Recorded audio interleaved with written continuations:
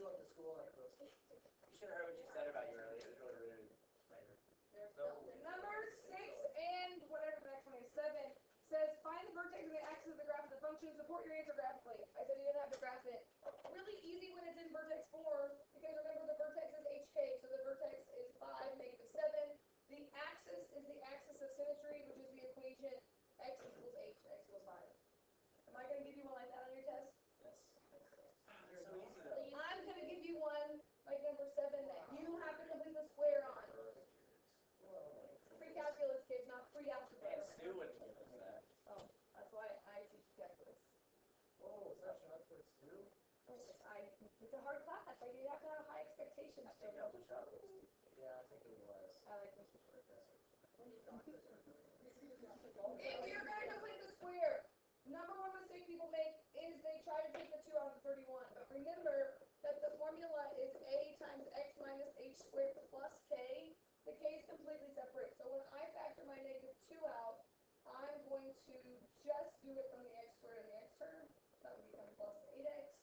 And then kick that -31 up there. Half of 8 is 4. 4 squared is 16.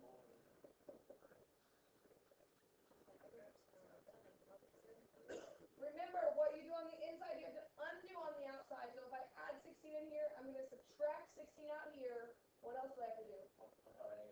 Multiply by the number in front. So what you're really doing is adding 32, because -16 times -2 is 32. That's kind of the big step in putting these in vertex form.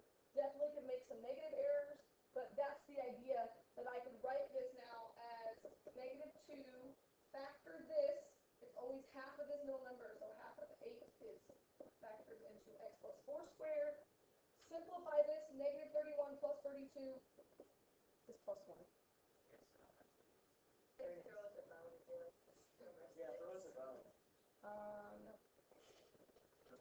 What you're actually doing is Wants me to give you one like number 6 and not number 7.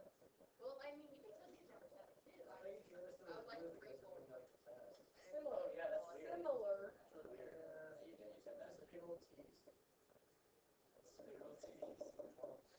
I do know the directions are the same that say, I think the directions say put in vertex form, find the axis of symmetry in the vertex, which means don't forget that part, because you'll miss a couple points if you just forget to write that out.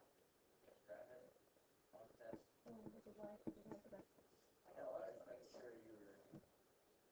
Also know there's a question like this on your test, and we did one like this on one of the homework quizzes, and a lot of people try to do slope on this. I can't even read the number because It's 10. number 10 says write an equation for the quadratic function whose graph contains the given vertex and point. Quadratic equation means you're writing an equation like this. It has nothing to do with slope. Slope is linear equations. So if you at least know that part, you can get half this problem because the vertex is h and k. So if I plug that into this problem, I would get y equals a times x minus -1 squared plus 1. H and k. Why did I give you the other point? Because you got to find a. So just like slope intercept form stuff, only not slope, we can plug in this as an x and a y, and we can solve for a. And I'm telling you, there's a question just like this on your test. Just like that. Just like this. So if I plug -2 in here, I would get a times 3 plus 1 squared plus 4. Not plus 4. Yeah, I was like, what are you doing? I was adding 3 plus 1. It won't have plus 1. What's your order of operations? 3 plus 1 is 4. 4 squared is 16. Vertex. This one? Oh, never mind. Jake, we did this thing right again last night. What's with your attitude today? Yeah.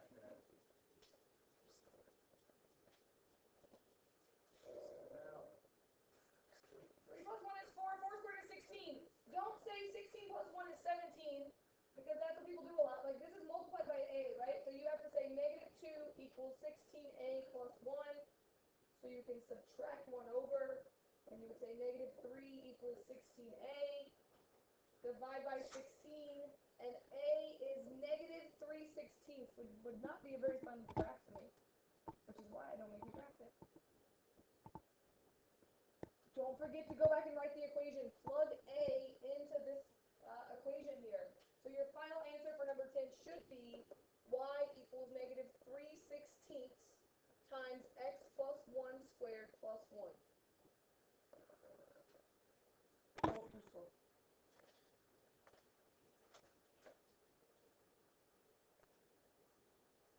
Did we skip to 25 after number 10? Yes. Seems like I didn't give you very many problems.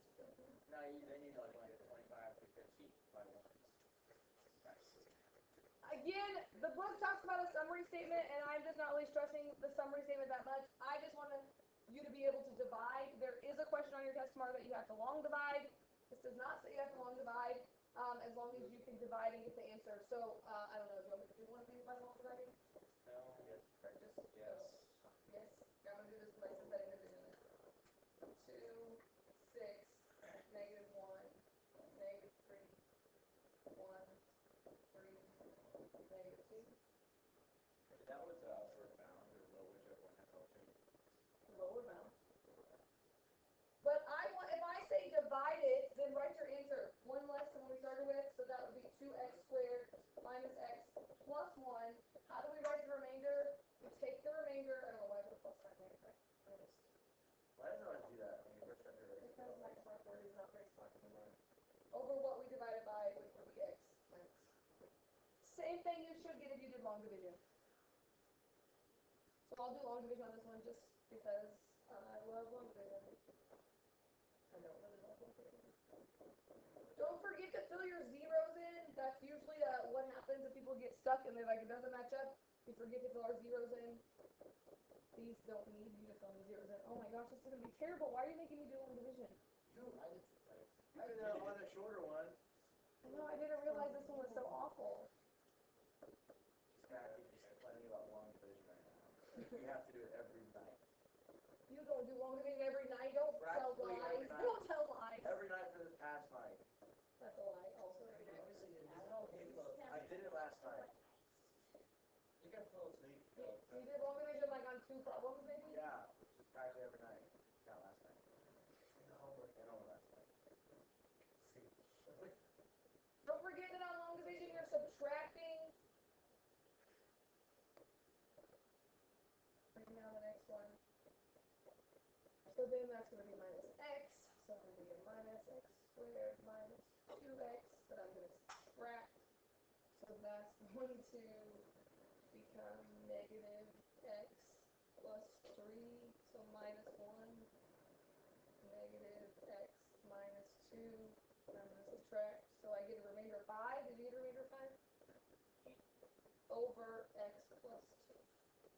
Not so bad. That's one of your tests shouldn't be any worse than that. Questions so far? Oh, wait. One second, sorry. You could have done synthetic division. I would. Well, we get the choice. There's one problem you have on your test that you have to do long division. Alright, you're good.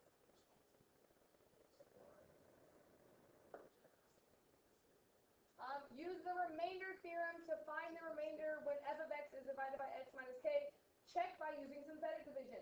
When it says use the remainder theorem, what that means is you should just be plugging this in, like f of negative 2, and I believe it says the answer here is negative 39. Is that true? Yeah, that's right. You just plug it in. It says check by synthetic division, which is good little practice on your test. Am I going to make you do it both ways on one problem? No. But just for some good fun here, we could do synthetic division on your test. Synthetic division is not long division grade AQ. Just so you know. I hate long division, not synthetic division. Why apparently messed up? Which is negative 39. The remainder theorem says when you plug it in, your remainder is the same as you get when you plug it in. And I did, so negative 39 is the answer. If you plug in 2 instead of negative 2. Yeah, because I thought it said like, so it'd be x minus 2. Right, because this is the 0, so the factor here would have been x plus 2. So you plug in like what the 0 would be for this one. I got negative 19, which is not good. 31 and 32 say use the factor theorem to determine whether the first polynomial is a factor of the second polynomial. Which means you could just plug 2 in and see what happens. You could do synthetic division here and see what happens. I don't know. If you just plug 2 in, I'm going to do synthetic division. Because I want to show you something, maybe.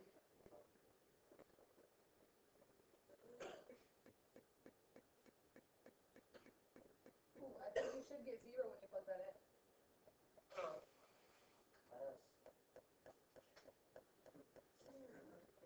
So, is it a factor? Yes. What if on the test, I said, if it is a factor, write what's left over. Write the remaining factors. Could you write what's left over here? You divide it out. You can subtract over this. You can say x squared minus 2x plus 4. Yes. Can you factor that? Is we're going to multiply ZB4 then add c to negative 2. Yeah. No, that cannot. I'm just coming in. Which means if I asked you to write the remaining factors, and it doesn't factor, that's it. Like that would be your answer. Are you gonna ask us that then? I could. Well, you know, I'm trying to prepare you so there's a good chance I guess. Yes. She's gonna ask. This one, it doesn't work. If you plug negative 3 in there, or if you divide by negative 3, either way, you want to go here. Right? You get a remainder of 1, which means it is not a factor. Or you could just plug it in. It's faster for me to do synthetic division when I don't have a calculator because I can do that math in my head faster than I can multiply it out.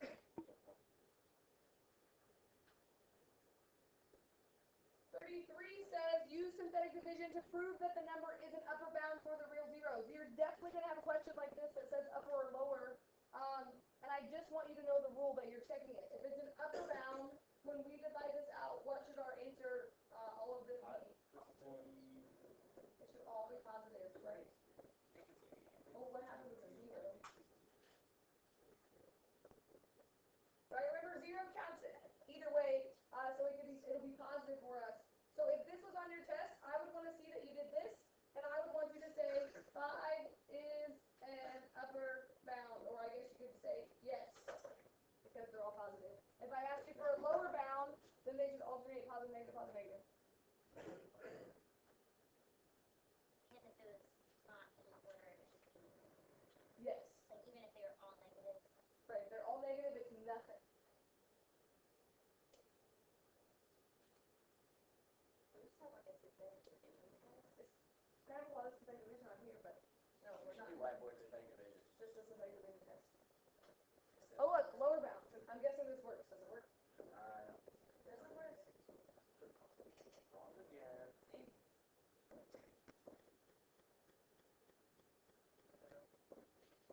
No, wait, it does. It does work because 0 counts either way. Is it really? But She told us that. it says in the paper I gave you.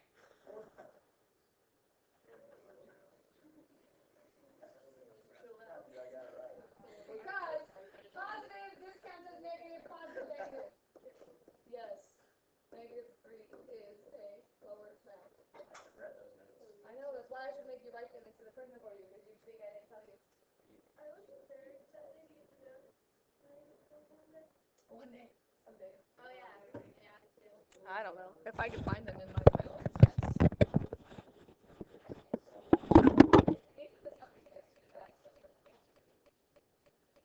I lied, I have them. Wait, I think you're just to print them off for you. Chloe, I have one. Use the rational zero theorem to write a list of PRZs, then determine which ones, if any, are zeros. So, factors of 6, plus or minus 1, plus or minus 2, plus or minus 3, plus or minus 6, over factors of 2, plus or minus 1, plus or minus 2. If I ask you to list the rational zeros, don't just leave it like this. You won't get your points. You have to write them all out. Plus or minus 1, plus or minus 2, plus or minus 3, plus or minus 6, plus or minus 1/2, plus or minus 3/2, because all the other ones repeat, so there's no need to say 2 over 2 is 1, 6 over 2 is 3. Determine which ones, if any, are zeros, which means you have to just plug them in and check which ones work. Which tell me which one works. 2 works. 2 obviously works. So f of 2 equals 0. So once I find one that works, I'm going to divide it out. 2, negative 1, negative 4, negative 1, negative 6. 3, 6, 2, 4, 3, 6, 0. This is where, if it's a 4th degree, you have some options. One option is, could you just check every single one of these? I'm not a big fan of doing that, so I'm not going to check every single one of them. I'm going to divide it out, and now I'm left with a cubic. I'm left with 2x cubed plus 3x squared plus 2x plus 3. And again, you have options. Sometimes you can see that what's left here, you could factor by grouping, and it works out that you could factor it and get the other zeros. If it's not factor by grouping, or if you're just really bad at factor by grouping, you have to get it to a quadratic, which means you have to keep guessing and find another number. This one was nice because it was odd, and then you could just look back there and see what the other number is. But I think just to show you, yesterday I didn't do factor by grouping, just to show you what I mean by that. If I group these two together, do you agree I could take an x squared out of that? And I'd be left with 2x plus 3. Factor by grouping, we want the same thing in both parentheses. If you don't get the same thing in both parentheses, it's not factor by grouping. And we could get 2x plus 3 here by just taking a 1 out of that.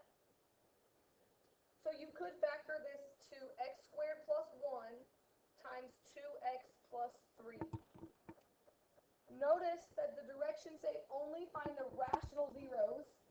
And even if it said find the real zeros, we're not going to solve this side, because if we try to solve this equal to 0, you agree that that's going to be imaginary? So I don't want that.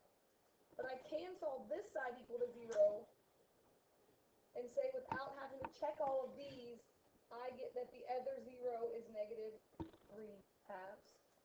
If I didn't notice it was factor by grouping, you have to just check them. So I like to remind you that we do know how to factor by grouping if it is factor by grouping. So negative 3 halves, and what was my other answer? 2.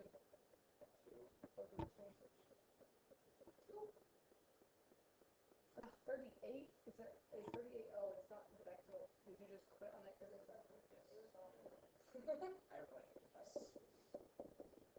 Plus or minus 1, plus or minus 7, factor to the 6, plus or minus 1, plus or minus 2, plus or minus 3, plus or minus 6.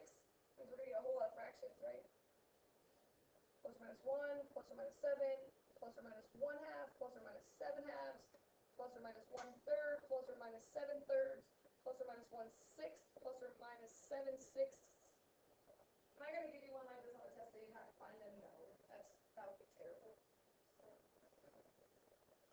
7 sixths. Which one works? 7 sixths. Oh, I was going to cheat and that. So someone did the work and found out that 7 sixths works. Thank you, someone. It's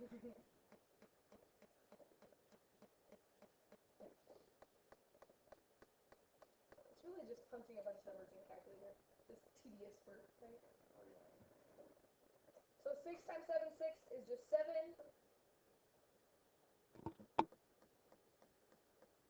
Right?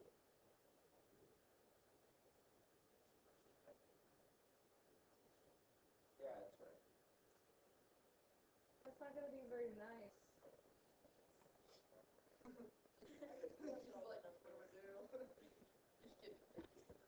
That's terrible. It's supposed to work out lovely. This is a fraction now, right? It's not work. It's not the answer in the book. I do, but I don't like to look at the answers in my book because I like to know how to do the problem. We know how to do it, we just want to know the answer. Well, I just think it's not going to work. Like, I just think it's not going to get 0. So you got to fix it.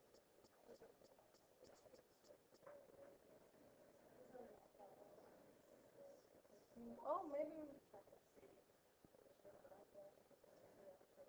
What are you guys doing? Stop it. Yeah, I don't think 7 sixths works. 7 thirds. 18 seconds. Dear Lord, Jesus. I quit. See, look, there we go. What happens when I don't do it? See, it should work. work out if it worked. That's why I was like, something's gone wrong with me. Thanks anyways. So that's gonna be 14, which is negative 6. It's going to be negative 14. Which is gonna be negative 3, which is gonna be negative 7, which is gonna be 0. Ooh, 13 seconds that time. will you please stop counting? It's math class, Jess. We It's stop kind of counting. really annoying today, Grady. I've heard these rumors about you, Grady, and I've always said Grady's so good in my class. And today you've shown me why some people tell me how terrible you are. Why doesn't this work?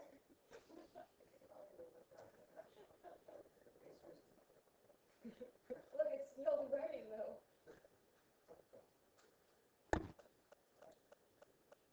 I could divide all this by 3 if I wanted to.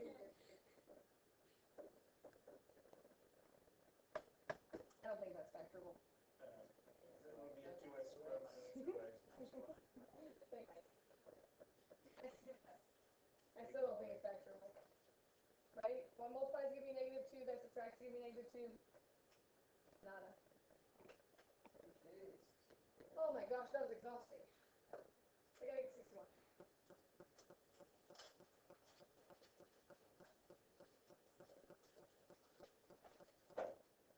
As a promotion for the Houston Astros downtown ballpark, a competition is held to see who can throw a baseball the highest from the front row to the upper deck of seats 83 feet above the field level. The winner throws the ball with an initial vertical velocity of 92 feet per second and it lands on the infield grass. Find the maximum height of the baseball. Step 1, we have to write an equation for that, right? How do you figure out how to go to the higher?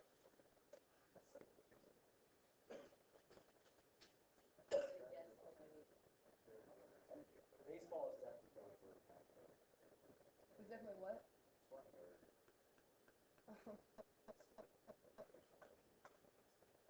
I think I gave you an equation. Didn't I give you an equation for this? Like negative 16 equals. t squared. Okay, I'm not a lot of parts.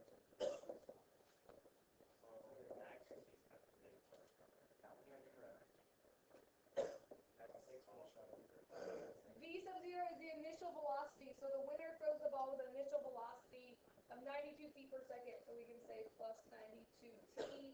And if we are in the front row of the upper deck of seats 83 feet above field level, then that would be our initial height, would be plus 83.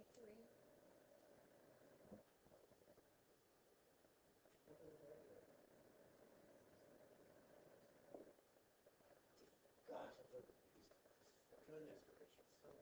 Find the maximum height of the ball. This is where I want you to put this in vertex form, because the vertex, right, would give you both the maximum height and the time it took to get to the maximum height, which means this is some good old complete the square here. I'm going to factor out negative 16 from these two. I'm going to kick out the 83 here. Really nice if 16 goes to 92. Yeah, it doesn't roll in so nicely, right? So this is where you can be a decimal lover if you want. 5.75.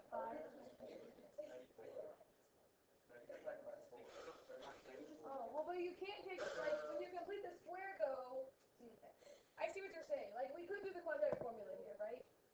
No, it's just like then instead of 4t squared minus 3t.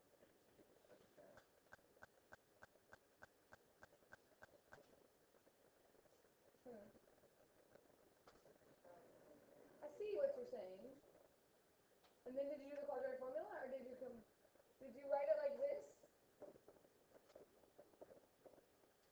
You like wrote it in that form?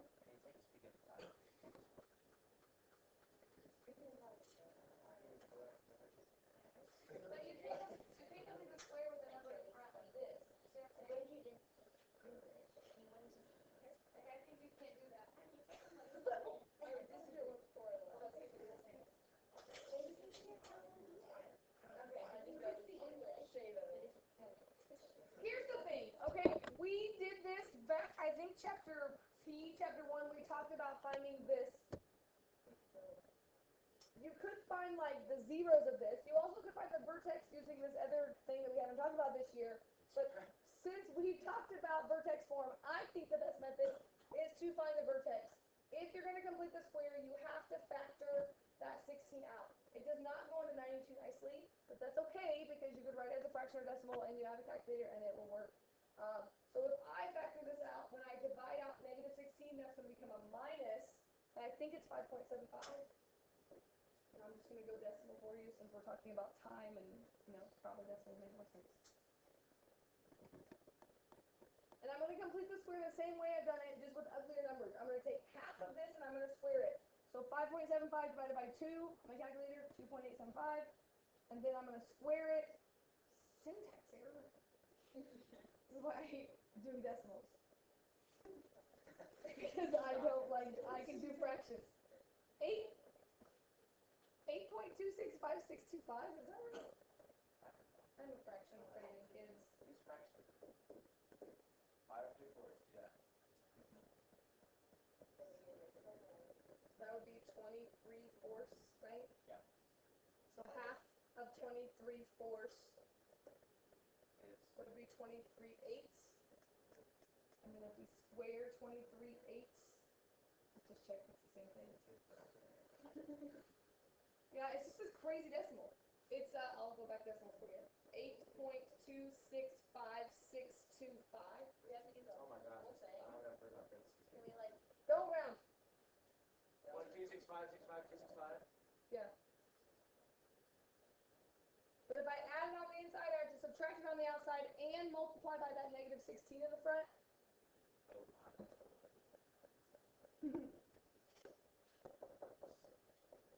So now it gets better. That's the ugly line. So now we can factor this back into half of 5.75. Which I've forgotten already. 2.875.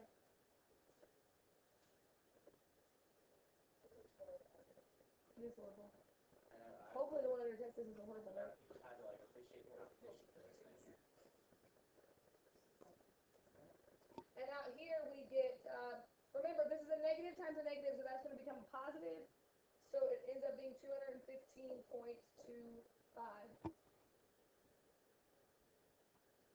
Which means A and B I can answer just from putting that in vertex form. Because this is the time, it's like the x value of the vertex, and this is the height of that, whatever we're talking about, baseball. So find the maximum height. The maximum height is 215.25 feet.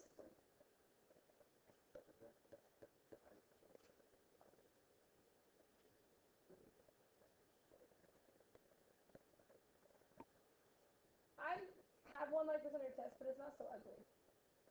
Klein was right. Oh my gosh. He has like quadratic formula on his too, though. Like, he did a whole lot of work. He did more work than I did. I did a lot of That's work. wild. I thought just transitional line. No, that's what I thought that vertex program.